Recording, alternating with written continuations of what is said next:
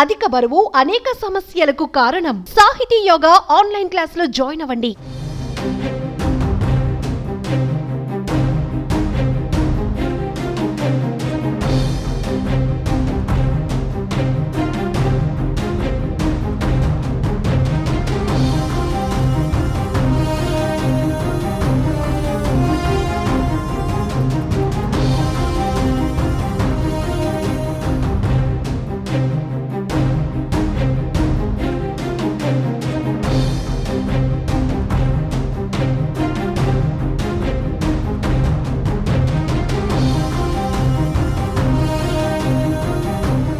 హైదరాబాద్ నగరంలో హైడ్రా పెడుతున్న టెన్షన్ అంతా ఇంత కాదు.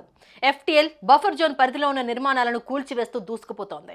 కొంతమంది దీనిని సపోర్ట్ చేస్తూ ఉండగా హైడ్రా పేదల కోసమే అని, బడాబాబుల కోసం కాదనే విమర్శలు కూడా వస్తున్నాయి.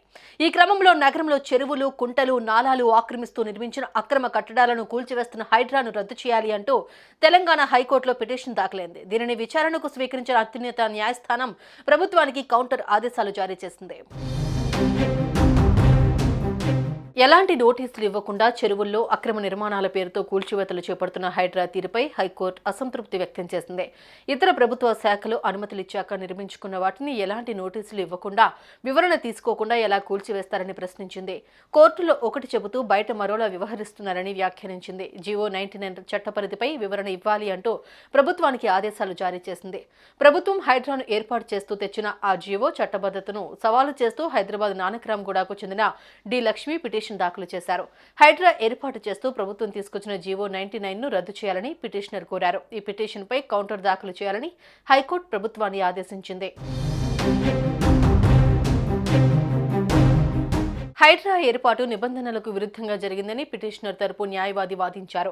జీహెచ్ఎంసీ యాక్ట్ ప్రకారం జీహెచ్ఎంసీకి ఉన్న అధికారులను మరో అథారిటీకి ఇవ్వకూడదని కోర్టులో వాదించారు. జీహెచ్ఎంసీకి ఉన్న అధికారులను హైడ్రాకు ఎలా ఇస్తారని ప్రశ్నించారు. జీవో 99 ప్రకారం హైడ్రాకు ఆల్ ఇండియా సర్వీసెస్ అధికారి లేదా ప్రభుత్వ కార్యదర్శి అధికారిగా ఉండాలని పిటిషన్లో పేర్కొన్నారు.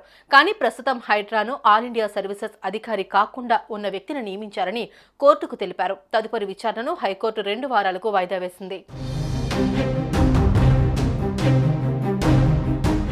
సుమన్ టీవీలో మీ పర్సనల్ అండ్ బిజినెస్ ప్రమోషన్స్ కోసం కింది నెంబర్కి కాంటాక్ట్ చేయండి.